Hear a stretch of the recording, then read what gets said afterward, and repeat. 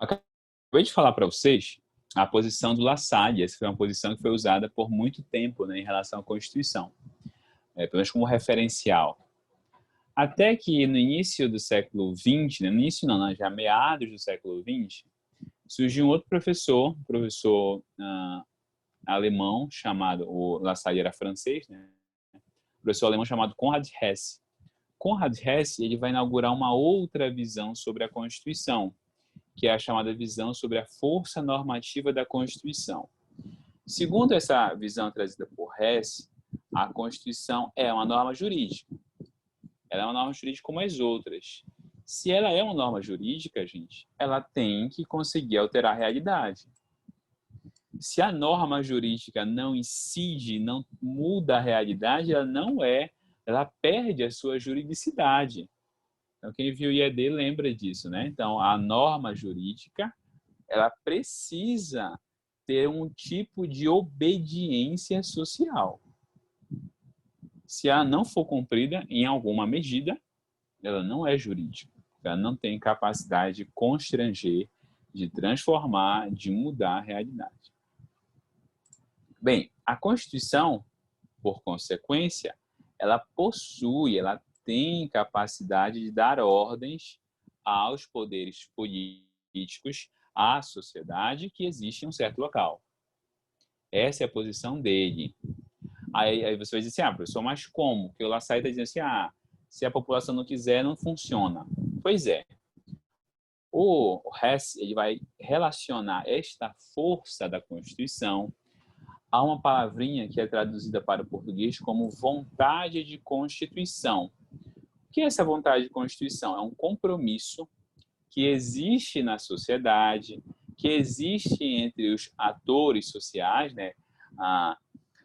Forças econômicas, forças políticas, a sociedade civil, as forças armadas. Existe um tipo de compromisso social de cumprir e fazer cumprir a Constituição.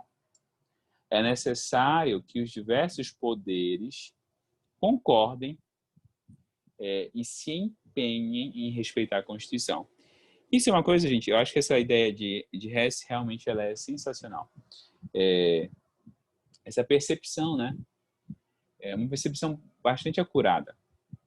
Porque é verdade. Se olha o nosso país, grande parte do problema que nós temos, da nossa crise política sem fim, é porque os atores políticos não se comprometem a respeitar a Constituição. Eu não estou falando do grupo A ou do grupo B, estou falando de todos. Os mais diversos atores políticos envolvidos na política brasileira atual não têm um compromisso sincero de respeitar a Constituição. Alguns querem todos eles querem usar a Constituição para os seus interesses, mas ninguém quer assumir o compromisso de respeitar ela como um todo. Esse é o grande problema, né? Vai dizer Hess, quanto maior a vontade de Constituição, maior a força normativa da Constituição. Quanto menor a vontade de Constituição, menor essa força. Tá. La Salle disse que se houver um conflito entre a realidade e a Constituição, quem prevalece sempre? A realidade. E para Hess? Para Hess, não. Para Hess, se houver um conflito entre a Constituição e a realidade, a prevalência de um dos dois é sempre da realidade? Não. A prevalência pode ser, e muito frequentemente será, da Constituição. Mas isso depende do nível de compromisso daquela sociedade.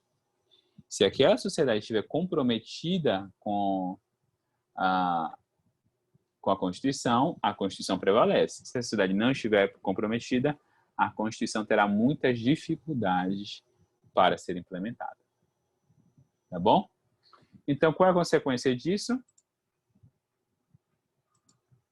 Como para essa concepção a Constituição tem relevância normativa, então a interpretação constitucional será muito relevante. Interpretar a Constituição é importantíssimo. Por quê? Porque diz respeito a como eu vou conseguir implementar na realidade aquela norma. como eu vou conseguir implementar na realidade aquele conjunto normativo constitucional, ok? Bem, aí nós chegamos, então nós já vimos quais são as características das normas constitucionais, quais são as características da Constituição como documento jurídico.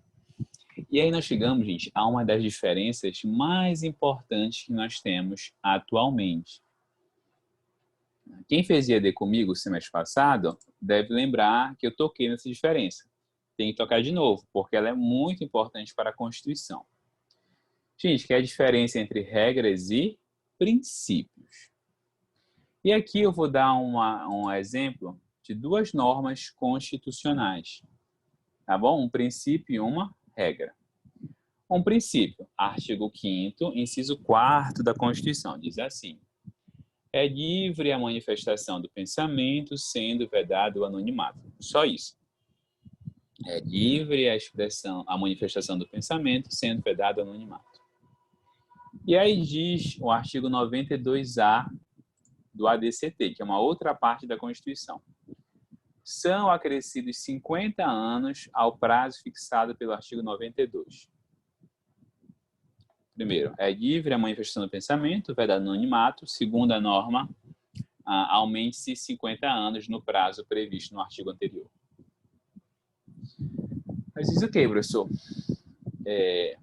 Quais são as diferenças? Bora lá, vocês conseguem perceber, só pela leitura, que o conteúdo dessas normas ele é muito diferente? Vocês conseguem perceber isso? Vocês entendem, professor, eu sei que é isso, isso, isso. Não. Você consegue, lendo, perceber que são normas com conteúdo, relevância, utilidade muito distinta? Ou para vocês é muito parecida mesmo? São quase a mesma coisa?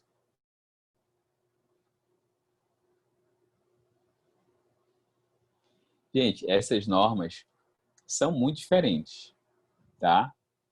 E aí, de novo, nós vamos entender melhor vendo as seguintes diferenças, tá?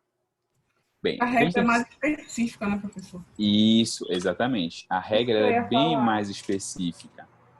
São bem distintas. Deixa eu só apagar aqui. As regras, elas trazem, olha só, um conteúdo bem determinado e bem específico. 50 anos no prazo X.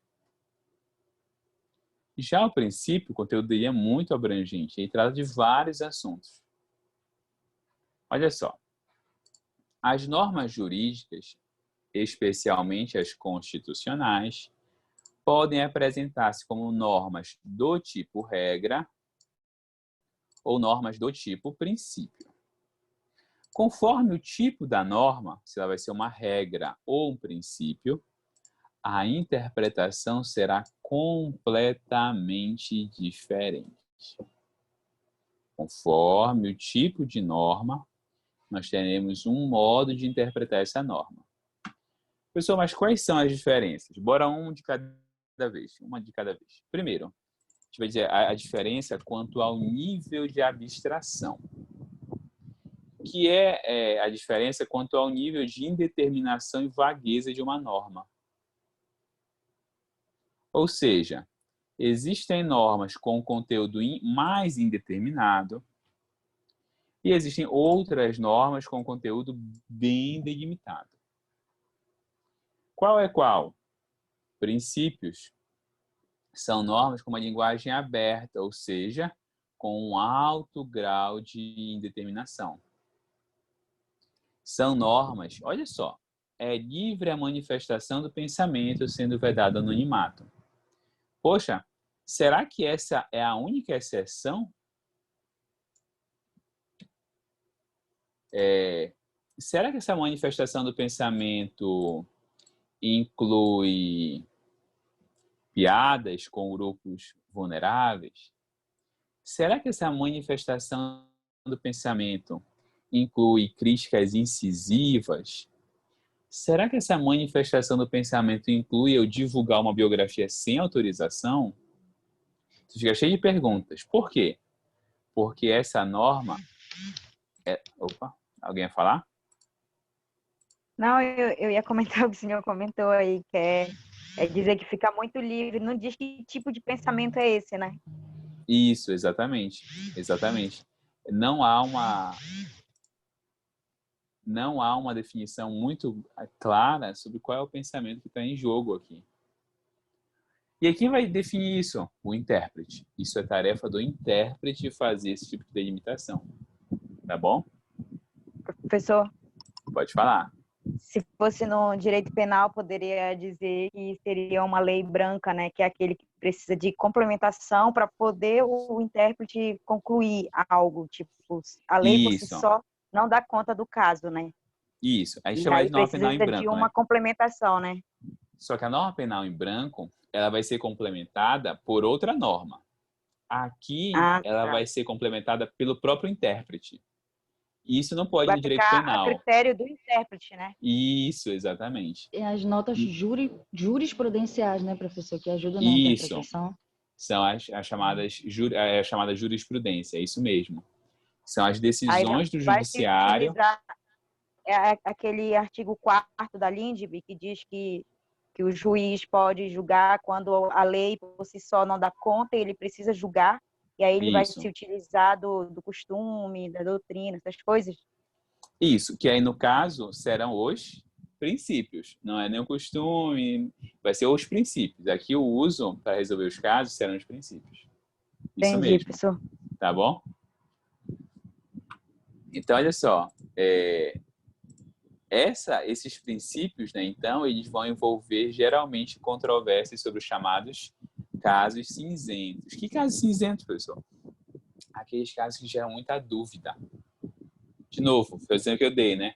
Que manifestação do pensamento? Piada, biografia não autorizada, será que inclui? Será que não inclui? Aqueles casos que existe muita dúvida. Ok? E as regras? Bem, as regras, elas são norma com uma linguagem bem definida, ou seja, é possível ao intérprete, com certa facilidade, prever o seu conteúdo e dizer o que se situa dentro dela ou não.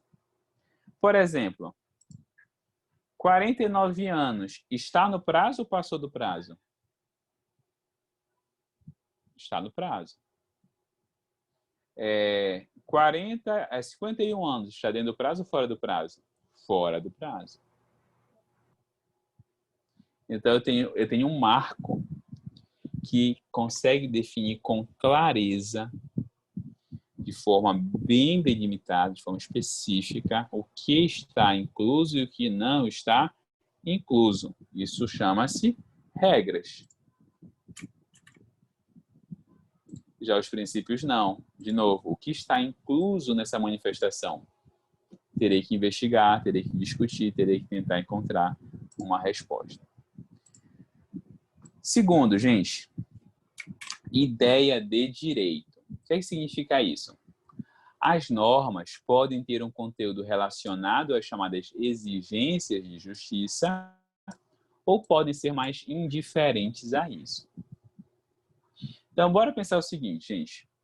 Se eu vivesse em uma sociedade onde não houvesse liberdade de pensamento, essa sociedade seria boa, ruim ou tanto faz? Ruim. Ruim, Seria professor. ruim? Seria ruim. Ou seja, o artigo 5º, inciso 4º da Constituição traz algo para mim que eu considero como algo necessário para uma sociedade justa. Aqui, gente, se o prazo fosse de 10 anos, teria alguma diferença significativa para a gente? Não. 5 anos? Também não. 100 anos? Isso é um prazo só. Ok? Então, olha só, os princípios são normas que possuem uma alta carga valorativa, ou seja, o seu conteúdo traz exigências de justiça para o ordenamento jurídico. Então, olha só, esses princípios, eles corrigem falhas no ordenamento jurídico. Por exemplo, no Brasil existia uma lei da época da ditadura que instituía censura. Essa lei vai ser compatível com o artigo 5º, inciso 4º? da Constituição? Sim Não, ou não? professor. Não. Ou seja, esse princípio vai jogar fora aquilo que não servir ao ordenamento jurídico, ele vai filtrar o ordenamento jurídico. Tá bom? Bem, e aí tem um caso, que é um caso conhecido, citado por Dworkin. É o caso Higgs versus Palmer. É um caso antigo, do início do século XX, não, século XIX, do século XX. É o seguinte, o neto matou o avô. O neto... Alguém quer falar?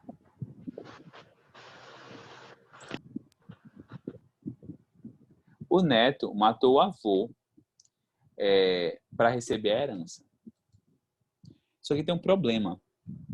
A lei não dizia que, neste caso, o neto perdia o direito à herança. O neto matou o avô para receber a herança. A nossa lei, o Código Civil Brasileiro, diz: se você matar ou você atentar contra a vida do falecido ou do dono da herança para receber a herança, enfim, se você atentar contra a vida dele, por si só você perde a herança, tá? Lá não dizia isso. Também início do século XX, né? Gente, pergunta: eu vou entregar a herança? Eu vou entregar a herança a esse neto? Faz sentido eu entregar a herança para esse neto?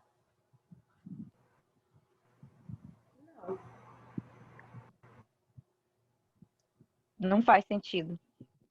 Não faz sentido. Só que tem um problema, né? Qual é o problema? A lei não diz nada. E aí, o que foi que os juízes decidiram? Eles disseram, ok, a lei não diz nada. Mas existe um princípio do direito que proíbe que o autor de um ato reprovável, ele proíbe que você, a gente vai dizer no português, é a vedação do benefício da própria torpeza. É a vedação do benefício da própria torpeza. Você não pode se beneficiar de um ato imoral e ilícito que você fez. E aí, com base neste princípio, ou a Corte, o Tribunal de Nova York, eu acho, não deu a herança. O que significa isso, pessoal? O que foi que o senhor quis dizer com isso? Gente, não dar a herança para esse neto era uma questão de justiça ou era uma questão indiferente à justiça? Tinha relação com a justiça ou não tinha? Justiça no sentido daquilo que é justo.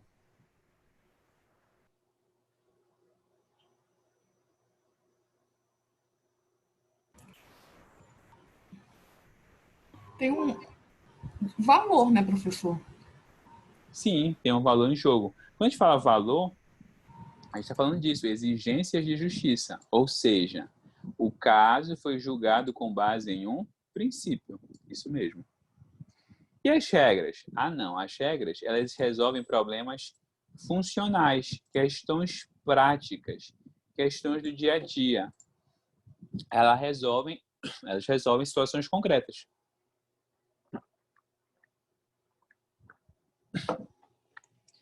Então, uma regra, ela vai resolver uma situação prática que precisa ser sanada. Por exemplo, gente, vocês vão aprender em processo civil, prazos. Prazo de recurso, prazo de ação, de ajuizamento de ação, se for o caso, decadencial, né? Você vai aprender prazos.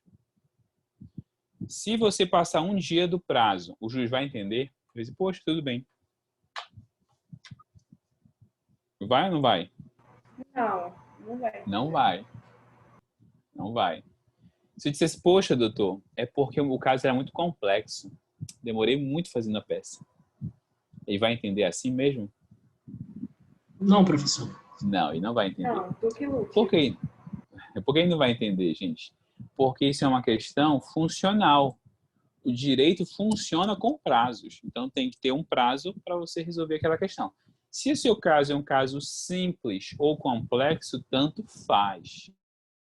O prazo resolve o funcionamento do processo. Estão entendendo? Já o princípio não. O princípio, lembra que a gente viu que ele é tão abstrato que não resolve problemas fácil.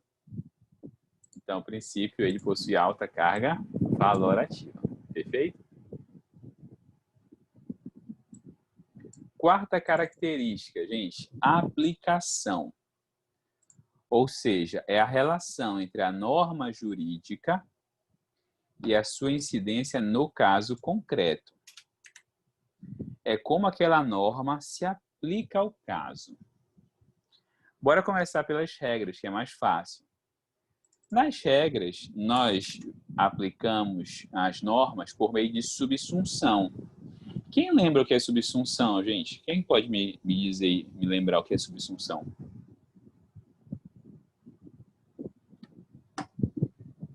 Alguém lembra?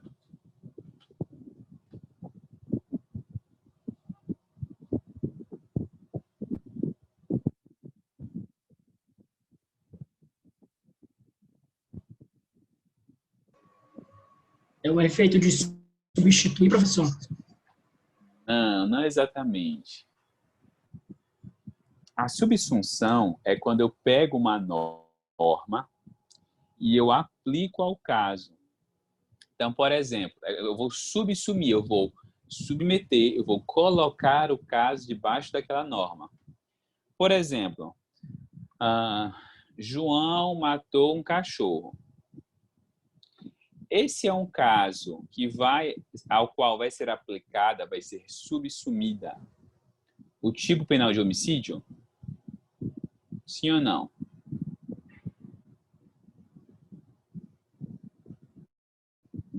Quando uma pessoa mata um cachorro, a ela se aplica o tipo penal de homicídio? Acho que não, professor. Não, Por professor. que não? Porque o homicídio, trata de pessoas, né? Isso, porque o homicídio é matar um ser humano. Uhum. Isso mesmo. O que eu quero dizer com isso, gente? Ou a norma se aplica, ou ela não se aplica. Não existe mais ou menos. Não existe mais ou menos.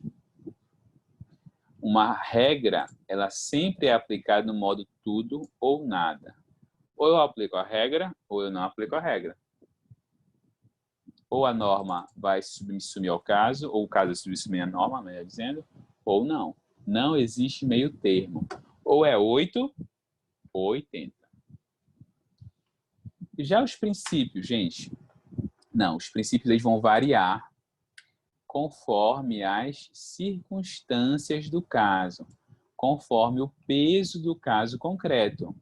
E aí, gente, o princípio pode incidir mais ou menos. Pessoal, não estou entendendo.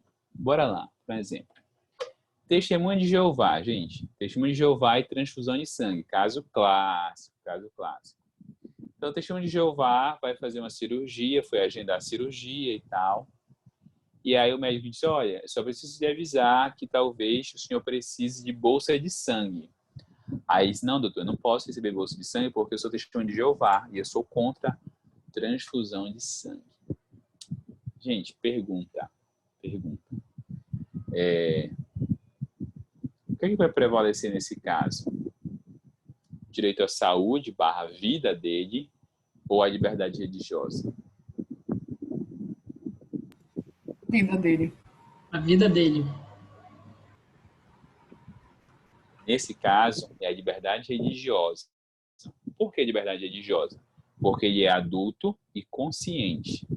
Então, ele tem o direito de fazer as escolhas dele. Tá? Então, neste caso, prevalece a liberdade religiosa. Ele assina um termo, né? Isso, ele vai assinar o termo de consentimento informado. Oi, pode falar, não entendi o finalzinho. Era isso que o senhor falou sobre que ele vai assinar um termo. Isso, ele vai assinar um termo para dizer que o médico avisou dos riscos e tudo mais e ele assumiu esses riscos. Ou seu filho Professor. Pois é, aí... Mas no caso, professor, que fosse, tipo assim, esse mesmo exemplo, só que ele estava numa cirurgia. Então, o médico, prevalecendo, né, a vida, Urgência. ele iria fazer transfusão de sangue, sem a permissão dele. De urgência. Isso, de urgência. Isso, Porque sim. ele Ele estava faria uma correndo risco de transfusão. vida. Aí ele iria fazer transfusão Isso. de sangue, né? Se foi uma cirurgia de urgência, ou seja, ele chegou inconsciente e não pôde fazer a escolha. Sim. Mas esse pode ser um exemplo também. Então, olha só, a circunstância muda. Ele consciente adulto pode escolher. Ele chegou inconsciente, desacordado, faz a transfusão. Aí a pergunta que a Giovana fez: e se fosse o filho dele, o pai pode impedir um filho criança de receber transfusão de sangue, expondo o filho dele a risco? Não pode.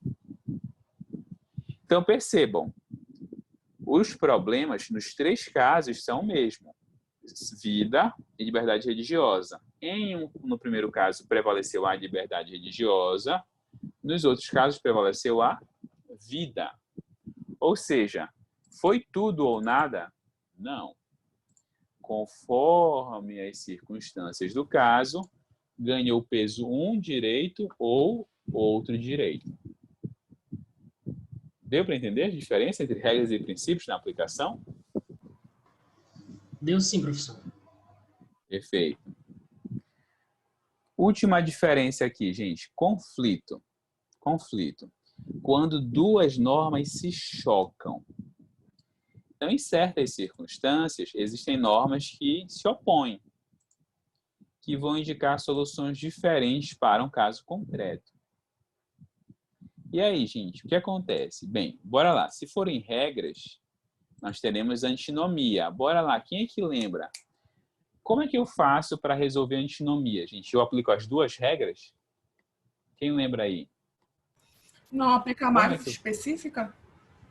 Isso, tem três critérios. Tem três critérios. Um deles é esse, Joana. Eu aplico a norma mais específica ou tem mais dois.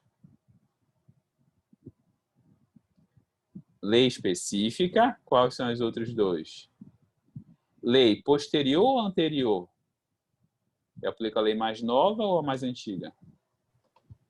A mais nova. Mais nova. Então, bora lá. Lei especial, lei posterior e aplico a norma superior ou a inferior? Superior. Superior. Perfeito. Então, olha só, tenho três critérios. Quando regras entram em conflito, não será possível aplicar as duas regras. Por que não, professor? Porque elas dizem coisas opostas. Antinomia eu tenho quando as normas dizem coisas contrárias. Por exemplo, gente, saiu uma lei estadual dizendo tem que fechar bar. Saiu um decreto do governador dizendo pode abrir bar. Qual das duas eu aplico? O decreto ou a lei? Sendo que os dois saíram no mesmo dia. O decreto. Eu acho. A lei, porque é mais superior. Isso, a lei, porque a lei é superior. Lembra da pirâmide? Constituição, leis, atos infralegais. Então, aqui na base estão os decretos. Então, entre a lei e o decreto, aplica a lei. Por que não tem como aplicar as duas? Gente, como é que o bar vai ficar fechado e aberto ao mesmo tempo? Ou é uma, ou é outra. Tá? Então, não tem como, quando o conflito é de regras, aplicar as duas ao mesmo tempo. Qual é a solução? Eu vou ter que invalidar uma das regras. Eu tenho que descartar uma. Como é que eu faço para saber qual eu vou descartar? Nós já vimos, né? Lei posterior, lei superior ou lei especial. Ou eu descarto, ou eu desconsidero a lei anterior, a lei mais antiga, ou eu desconsidero a lei inferior, ou eu desconsidero a lei mais genérica. E aí só aplico a que sobrar. Tá. Temos os princípios. Os princípios são assim, gente. Volta para o exemplo da Testemunha de Jeová. Eu vou descartar um dos dois? Eu vou descartar a liberdade religiosa ou a vida? É assim que funciona para resolver esse caso?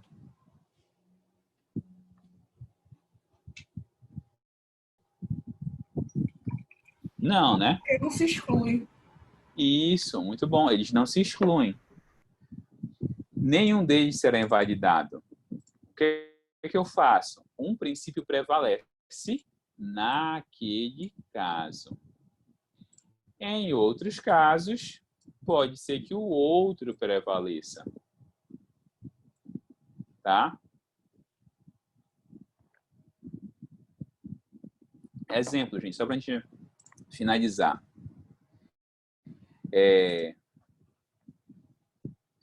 Biografias não autorizadas. Vocês deram isso em civil agora, provavelmente. Vocês aprenderam que existem pessoas públicas e pessoas privadas. Vocês chegaram a ver isso em civil? Pessoas públicas que têm a vida exposta, que são pessoas conhecidas da população em geral. Sim ou não? Só você explica ou não. Viram? Sim, Perfeito. professor. Então, olha só. Uma pessoa pública pode impedir que a sua vida pública seja divulgada? Não. A pessoa pública pode impedir que a sua vida pública seja divulgada? Não. Não, não pode. Não. Nesse caso, prevalece o quê? A liberdade de informação ou a intimidade? Liberdade de informação. Liberdade de informação, excelente. Mas e se foi um de vocês aqui, pessoas privadas? Todo mundo pessoa privada aqui. Né? Ninguém tem a sua vida exposta naturalmente ao público. Você pode impedir que a sua vida venha a ser biografada sem a sua autorização? Sim. Sim. Sim. Por quê? Porque, de novo, a sua vida, neste caso, não é de interesse social público. Percebam, o dilema é o mesmo. Intimidade de um lado, informação de outro. No primeiro caso, prevalece a liberdade de informação. No segundo caso, prevalece a intimidade. Tá bom? Conforme as circunstâncias. Gente, deu para entender isso? Sim, posso ficar tranquilo? Perfeito, gente. Vamos